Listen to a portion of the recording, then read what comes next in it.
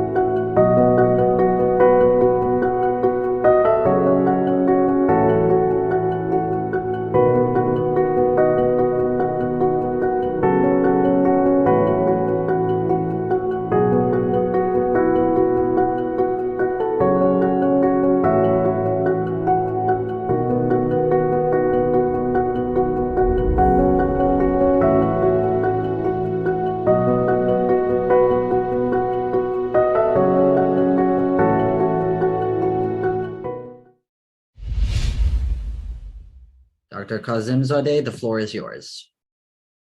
Thank you very much, Mr. Martin and Ms. Anvari. It's an honor to be here with you.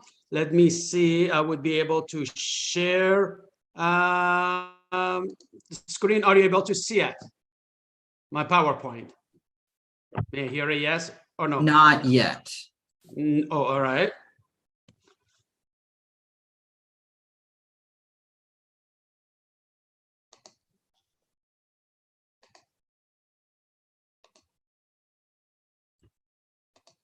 Are you able to see it? Yes, we are. Fantastic. Perfect. All right.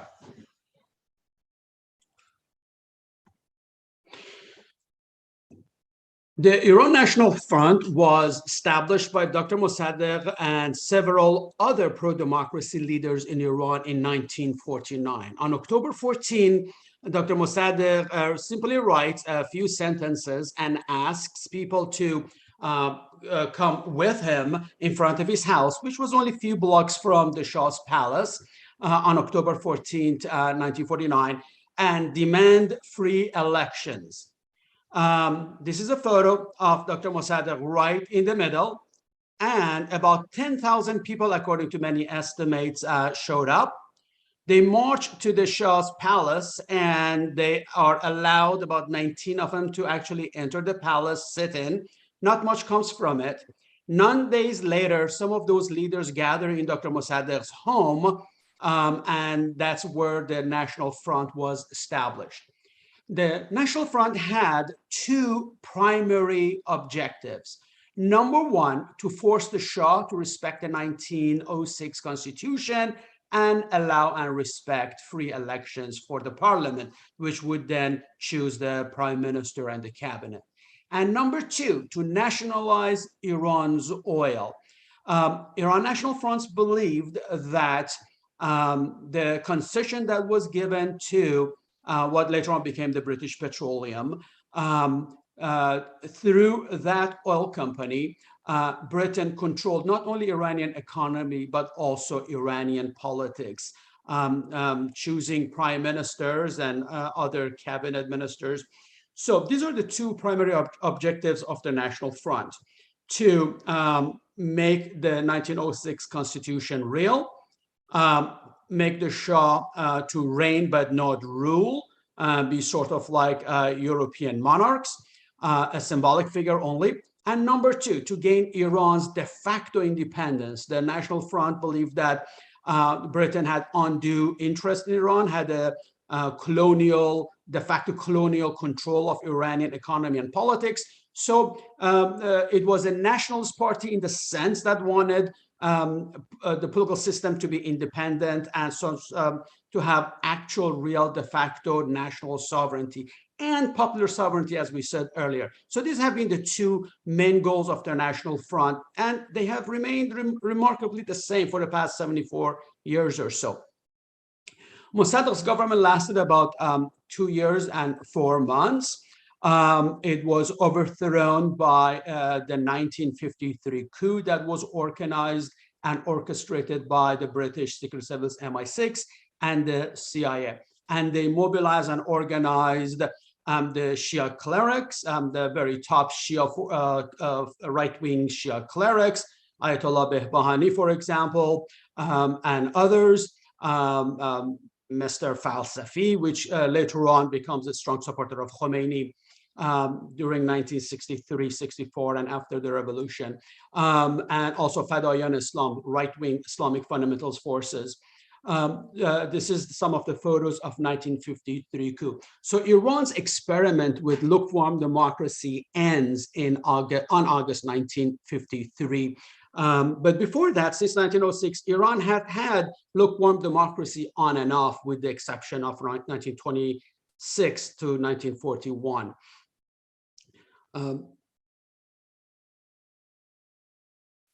When we want to study the National Front, we have to see what it is opposing. So my book deals extensively then with the nature of the Shah's regime, as well as the nature of the fundamentalist regime that came in 1979.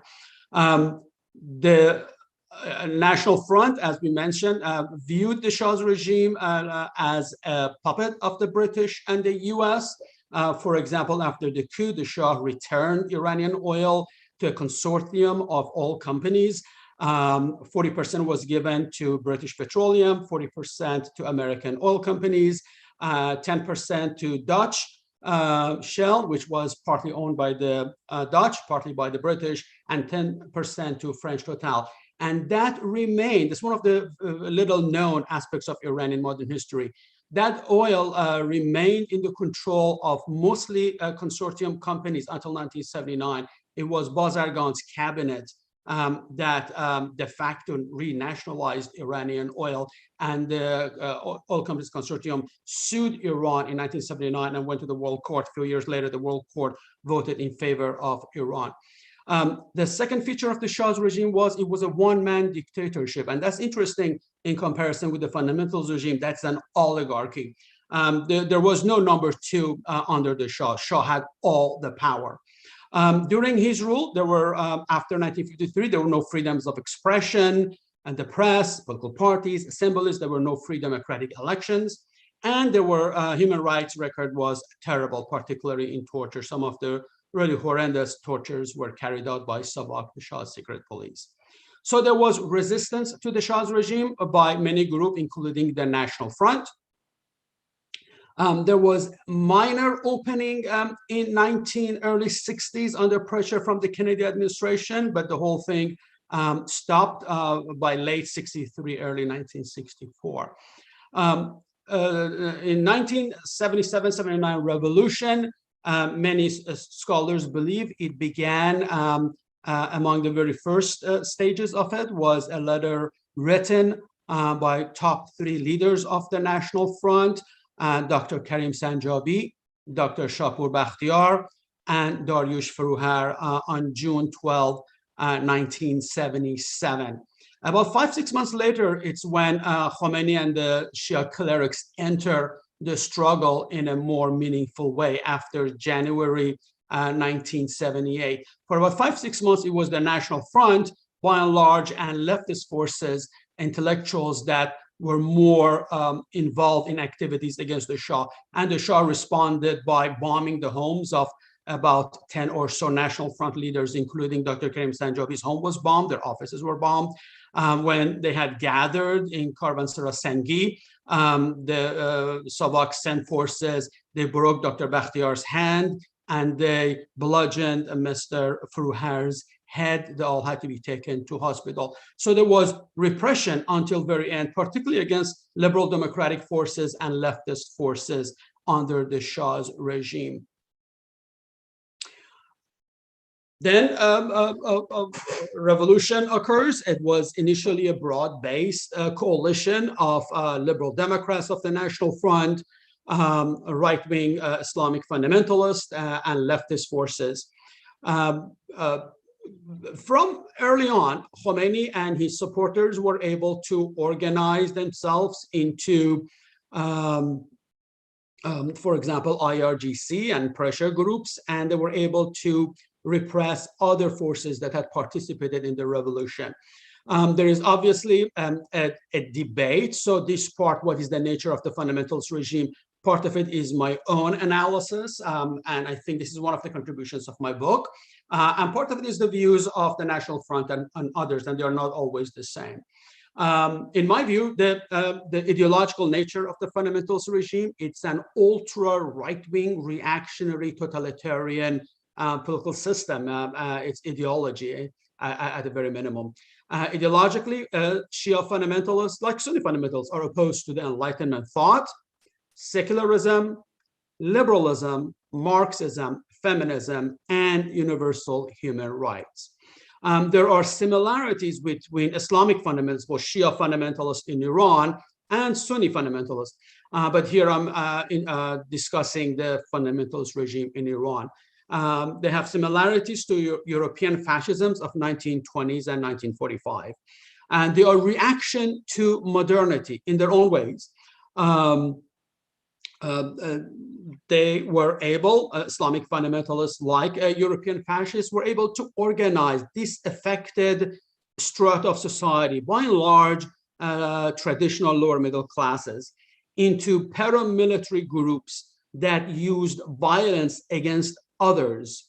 And they defined others as those that were not defined as first-class citizens by them. Third, Islamic fundamentalists, both Shia and Sunni, but here again, I'm talking about Shia fundamentalists in Iran, like European fascists, were against legal equality of all citizens. In Iran, they use the term khodi versus ghair khodi. Khodi means of one's own, ghair khodi means others. First-class citizens are male, Shia fundamentalists, so those men who support the regime. Second-class citizens are female supporters of the regime, female Shia fundamentalists. Third, fourth, fifth-class citizens are all the others, ethno-sectarian minorities, Shias who are liberal or progressive or secular or feminist. They do not have political rights at all, other than everybody is allowed to vote, but only the system allows positions of power, top and down, only to first-class citizen Shia fundamentalist men and second-class citizen Shia fundamentalist females. Although Islamic fundamentalists and fascists have atavistic views, but they're not always completely against all things modern. For example, they admire modern weaponry, missiles, tanks, nuclear weapons, jet fighters, and things like that. So that's an interesting exception to that anti-modern sentiments. Fundamentalists are against individual rights, other things trump individual rights and liberties. Fundamentalists are they really good in manipulating prejudices against ethno-sectarian minorities rather than tolerance, coexistence, amity, compassion. They are very good in generating hate and prejudice against other forces, sometimes domestic and sometimes xenophobic foreigners. And they have been able, since not before 63, but after 64, when Khomeini, rather than using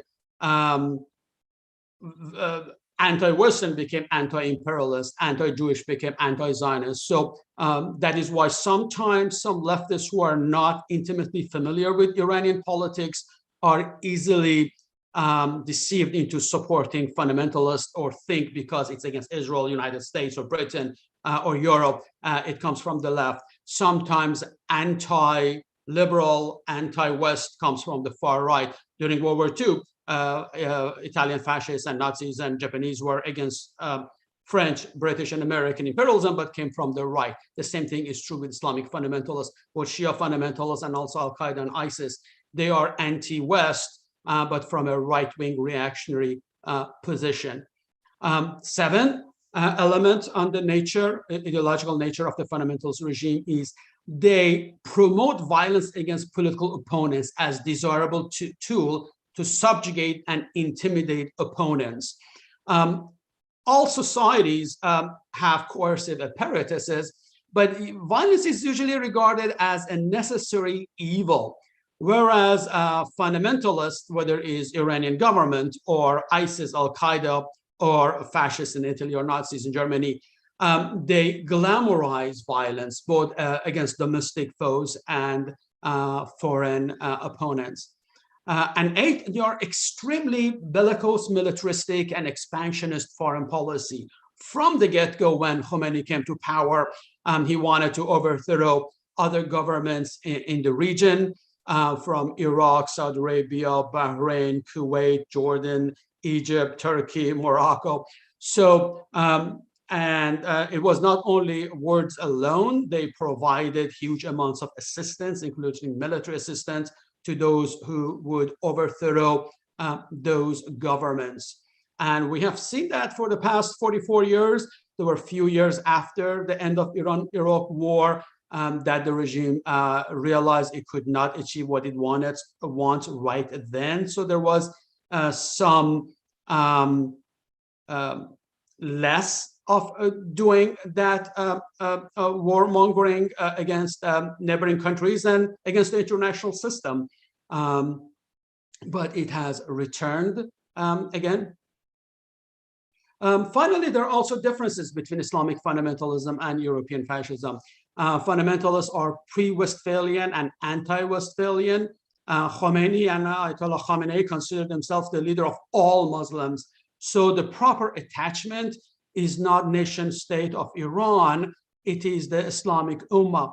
Now, this is ironic because Iranian Ayatollah Khomeini and Khamenei are Shiite, and Shiites constitute about 10-15% maximum of all the Muslims in the world. At least 80%, possibly 85% of all the Muslims in the world are Sunni.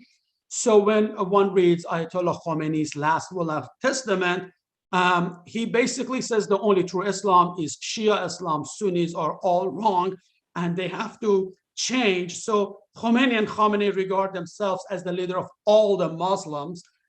In practice, initially, they want to have a pan-Shia state. So a lot of their closest supporters, not all, there are a few exceptions, are Shia fundamentalists from Iraq, Lebanon, Bahrain, Eastern province of Saudi Arabia, Afghanistan, Pakistan, where they could find Shiites.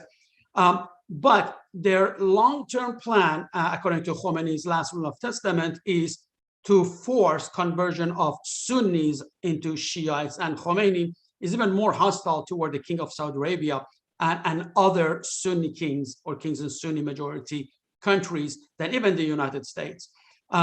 So there is this notion that Westphalian nation state, international borders, non-intervention in the internal religious affairs of other countries should be respected.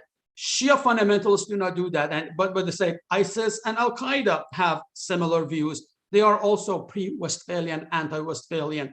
So the notion that Khamenei is only leader of Iran, they reject that. They consider them the leader of all Muslims, and they have this jihad against non-Muslim world itself. And so when one reads the Fundamentalist Constitution and other primary documents, that is crystal clear. Some scholars, unfortunately, dismiss some of those, but I take the words of fundamentalists when they're talking to themselves and their primary documents seriously.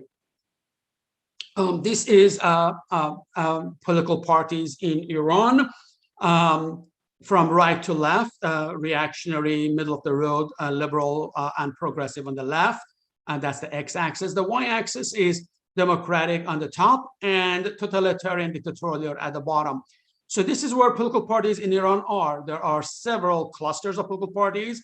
National Front is a coalition of liberal Democrats and social Democrats, or a handful of nationalists, a little bit right of center, and some Marxian democratic socialists such as Khalil Maliki and Third Force on the far left of INF historically. But by and large, most members of INF are liberal Democrats and social Democrats. Also, I have Namir here. It's the supporters of Dr. Bakhtiar that they split from INF in 1979. These are right here. Completely opposed to them are the Islamic fundamentalists. They are on the far right, reactionary on economic grounds, on gender grounds that are extremely